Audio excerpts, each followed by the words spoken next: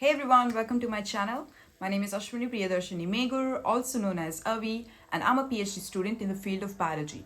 So in today's video, I'm going to be talking about the formulation of the ordinary retinol 0.2% serum. I have recently uploaded the video on the formulation of the ordinary retinol 1%, where I actually broke down all the ingredients. So I'm going to do the same thing in this video, where I'm going to be breaking down all the ingredients present in the retinol 0.2% serum, and I'm going to be telling you if it is good for Caucasian skin or else skin of color. Talking about the retinol is such an ingredient which is used for the different purpose, that is especially for the anti-aging. So there has been numerous study on retinol, not retinol particularly, but retinoic acid. So retinol is converted into retinaldehyde, and that is converted into retinoic acid. So that has a beneficial role. It is also known as vitamin A.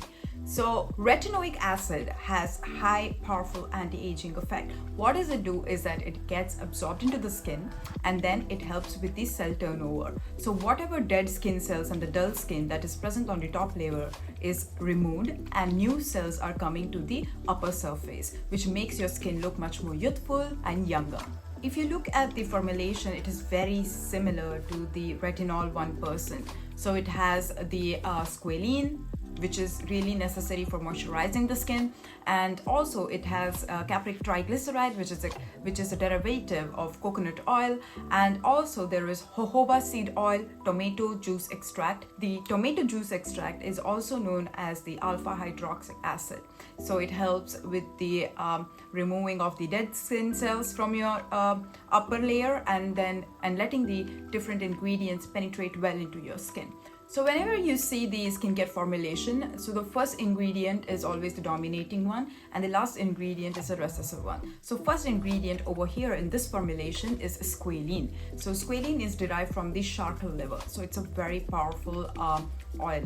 And when you use retinol or else any sort of vitamin A, what happens is your skin tends to get dry. It is because of the transepidermal water loss, because new cells are being generated. In this process, we lose water.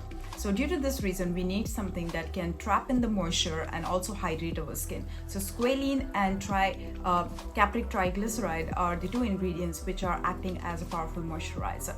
So then there is jojoba seed oil. So jojoba seed oil is a very powerful antioxidant. So jojoba seed is known to give the potential to remove the free radicals from your skin. So it is what its job is, and it has been formulated really well. It is very nice, but me as a personal researcher, I don't like retinol as a very potent ingredient. I would rather use something like retinaldehyde or else retinoic acid, which doesn't go through two different series of steps just to reach the retinoic acid, whereas the retinol is not as potent or as not as a powerful ingredient in general. So I would avoid it. But you are someone new to the retinol, this vitamin A culture, then of course you can try with the lesser percentage that the ordinary offers, that is 0.2%.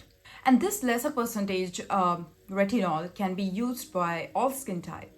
It can be Caucasian skin, it can be skin of color. It is not really potent, and it's not really strong that it can lead to more sensitive skin when you're applying it. So 2 to 3 drops is more than enough. Don't apply more than that.